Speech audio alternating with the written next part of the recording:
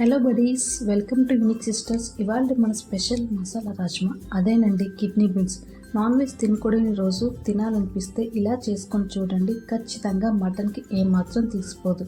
ఒక 250 grams rajma బీన్స్ని night అంతా నానబెట్టి ఉదయాన్నే తీసి చూస్తే ఇలా కలర్ చేంజ్ అయ్యి సైజ్ పెద్దగా అవుతుంది. ఇప్పుడు కుక్కర్ తీసుకొని అందులో రాజ్మాని నీళ్ళతో సహా వేసుకోండి. అందులో కొంచెం ఉప్పు, కారం, పసుపు వేసి మూత పెట్టుకొని స్టవ్ ఆన్ చేసి 3 విజిల్స్ వచ్చాక స్టవ్ ఆఫ్ చేసి చల్లారాక మూత తీసి చూస్తే ఇలా సాఫ్ట్గా వస్తాయి.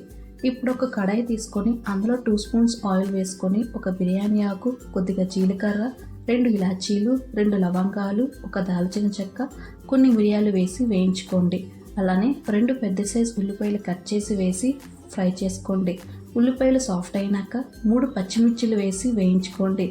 ఇప్పుడు 2 పెద్ద సైజు టమాటోని కట్ చేసి వేసి అందులో కొద్దిగా ఉప్పు, కారం, పసుపు వేసి మూత పెట్టి మగ్గించుకోండి.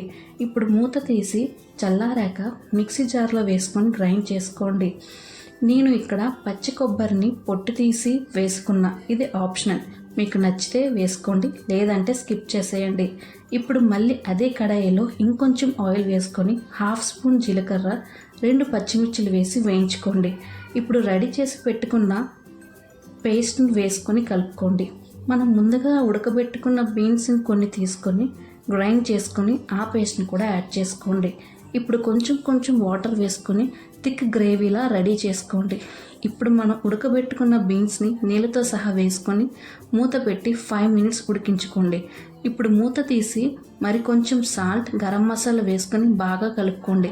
లాస్ట్లో లైట్గా కొత్తిమీరతో గార్నిష్ చేసుకొని మూత పెట్టి 1 నిమిషం ఉంచి స్టవ్ ఆఫ్ చేసుకోండి. అంతేనండి, మన రాజ్మా కర్రీ రెడీ అయిపోయినట్టే.